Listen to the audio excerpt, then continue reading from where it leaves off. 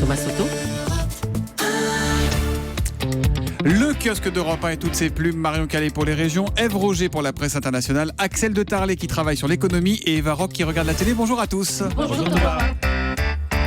La presse nationale, pour commencer, c'était le sauf qui peut, titre Libération, qui nous raconte la terreur vécue par ces milliers de personnes évacuées, qui nous raconte aussi ces quartiers submergés dans la vallée du Loing, dont nous parlait Laurent Cabrol à l'instant, le Loing en crue. Le sujet fait aussi la une du Figaro, de La Croix face aux crues, les voisins solidaires, ou encore d'Aujourd'hui en France, qui nous raconte comment l'eau sème la pagaille. Sur son dessin, Rançon fait se rejoindre deux actus. On y voit Philippe Martinez, le numéro 1 de la CGT, parler à ses troupes. Bon, on ne va pas pouvoir paralyser le pays. Les camarades sont bloqués chez eux par les inondations.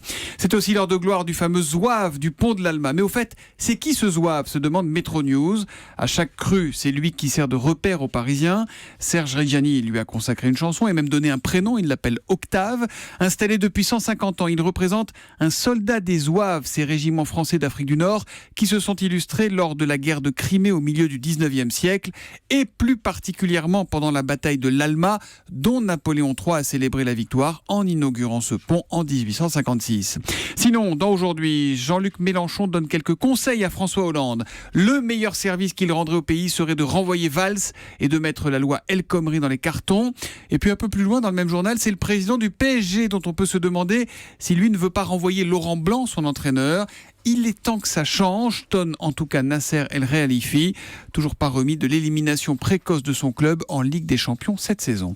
Marion Calais, la presse quotidienne régionale est aussi je ne trouve pas le mot, parle des inondations. En tout cas, ça parle des inondations. Au diapason. Voilà. Exactement. Un barrage érigé aux abords de la Loire à la une du Courrier de l'Ouest. La montée du fleuve attendue de pied ferme.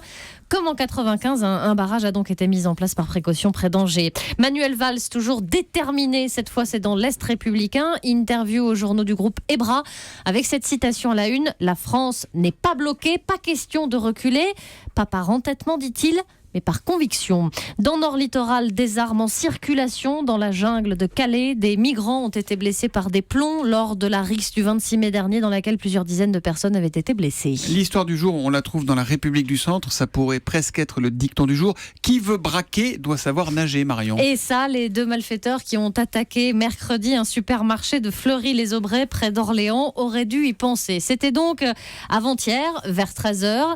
Ces deux braqueurs sont pris en fuite par des motards de la police. Sauf que sur leur route, ils sont tombés sur les inondations. Route coupée, alors ils ont abandonné leur véhicule. La course-poursuite s'est poursuivie à pied, sauf qu'en pleine forêt d'Orléans, ils sont tombés sur des zones d'eau où l'eau atteignait les 1,50 m de profondeur. Voilà, alors ils ont résisté un peu, quelques temps. Ils n'avaient pas piqué des bottes. Et puis finalement, 1,50 m, il faut des très grandes bottes et des très grandes jambes Celle de aussi. Francis Lalanne, quoi. En tout cas, épuisés et frigorifiés, ils ont fini par être interpellés et la procureure de la République d'Orléans de le reconnaître. Les intempéries ont facilité leur interpellation. On part à présent à Hokkaido, c'est au nord du Japon, Ève Roger, où un petit garçon de 7 ans vient d'être retrouvé. Yamato avait disparu depuis 6 jours dans une forêt infestée d'ours. C'est un peu l'histoire du petit poucet, puisque ce sont ses parents eux-mêmes qui l'ont abandonné là lors d'une balade familiale, tenez-vous bien, pour le punir. Ils n'en pouvaient plus de ce petit garçon qui jetait des pierres sur les passants. Excédés, ils le font sortir de la voiture, puis redémarrent, font 500 mètres, et quand ils reviennent, pouf, Yamato a disparu. Et depuis samedi dernier, donc presque une semaine, des centaines de soldats pompiers organisent des battues en vain. Les réseaux sociaux s'enflamment, la télé tourne en boucle. Là,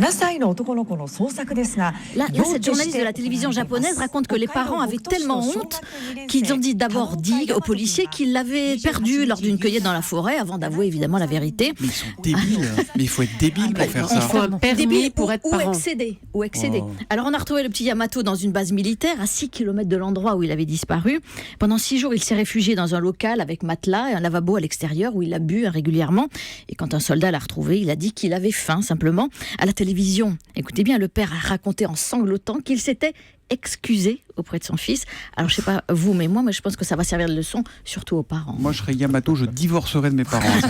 Oui, urgence. Axel de Tarlet, vous avez bossé sur la Banque d'Angleterre ce matin qui dévoile son premier billet en plastique, c'est à lire sur leséchos.fr. Voilà, et c'est le billet de 5 livres. Alors je voulais imprimer Il est gros, en grand. On voit Churchill dessus, donc billet de 5 livres, ça fait 6,50 € avec la fameuse phrase de Churchill en anglais que je vais vous traduire.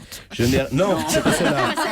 C'est celle où il dit je n'ai rien, plus sérieuse, je n'ai rien, ça ferait pas sérieux quand même. Je n'ai rien d'autre à offrir que du sang, de la peine, des larmes et de la sueur. Oui, puisqu'on on va donner. Julie va nous lire en anglais. Tiens, allez-y, lisez la phrase. Alors, attendez, Ses lunettes. I have nothing to offer but blood. Blood, le sang. Toil, blood, la toil, peine. tears and sweat. Voilà, du sang et de la sueur, exactement. Donc l'avantage de ce billet, c'est pas Churchill, c'est pas la phrase, même si c'est très beau, c'est qu'il est en plastique. Et ça, c'est une première pour la Banque d'Angleterre. Quel est l'avantage du plastique ? Il ne se déchire pas. Alors, il est en polymère, pour faire chic. Oui, mais ça, je voulais imprimer sur une feuille papier. Donc Thomas vient de déchirer mon faux billet de 5 livres. On va vous perdre en forêt, Thomas. Donc en plastique, l'avantage, c'est que ça, on peut pas le déchirer. Et le deuxième avantage du billet en polymère, c'est qu'il passe à la machine à laver et il ressort encore plus propre. Alors certes, ce qu'on appelle le blanchiment d'argent. Voilà. Alors certes, la Banque d'Angleterre vous explique que ça coûte un peu plus cher à fabriquer, mais ce billet a une longueur de vie 2,5 fois supérieure au billet papier, donc c'est bien plus avantageux. Donc après le 5 livres, il va y avoir le 10 livres qui va sortir, toujours en plastique, et le 20 livres avec le peintre Turner. Voilà. Mais Axel, est-ce que chez nous on pourrait avoir des euros en plastique ? Alors, bonne question, puisqu'effectivement il y a déjà une vingtaine de billets, ça n'a l'air de rien, qui sont passés au billet plastique. L'Australie, la Nouvelle-Zélande, le Mexique, le Canada, Singapour, maintenant la Grande-Bretagne. Alors, on a posé la question à la Banque Centrale Européenne en 2014. Réponse des Européens, non. Et fait, oui, parce que l'euro est déjà pas très populaire. Alors si on explique aux Européens que maintenant l'euro va devenir une monnaie plastique, ils risquent de tiquer encore un peu plus. Vous voyez, les Allemands, on va leur dire, voilà, vous avez des billets en plastique maintenant, ça fait un peu Monopoly, quoi. On va regarder la télé ce soir à 20h55. Madame Foresti sur TF1, Madame Rock. Et oui, Florence Foresti et Quadra, un peu plus de 40 ans quand même, et des questions existentielles qui alimentent son dernier spectacle inédit à la télévision. Alors vous vous souvenez, dans un de ses précédents one-man show, elle décrivait les affres de la maternité. Sa fille, elle a grandi, elle découvre les sorties d'école avec un être qu'elle ne connaissait pas, la maman calme. Si, les mamans calmes, c'est facile à reconnaître, c'est celle qui ne crie pas et qui ne court pas devant l'école. Elle crie jamais, elle court jamais. Putain, mais moi, c'est mes 2 grands piliers d'éducation, crier, courir. Tu remarqueras que la maman calme, elle a toujours eu le temps de se préparer. Tu sais, elle est toujours impeccablement habillée, elle est coiffée, maquillée, lavée.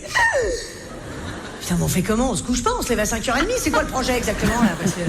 Parce que moi je te le dis, à 8h30, entre ma fille et moi, il y en a une des deux qui est dégueulasse, ça. Alors elle vieillit, Florence Foresti, mais alors elle a rien perdu de son énergie. Écoutez bien, 1h30 non-stop, pas des sketchs, 1h30 de monologue. Elle occupe la scène, elle danse, elle imite, elle mime.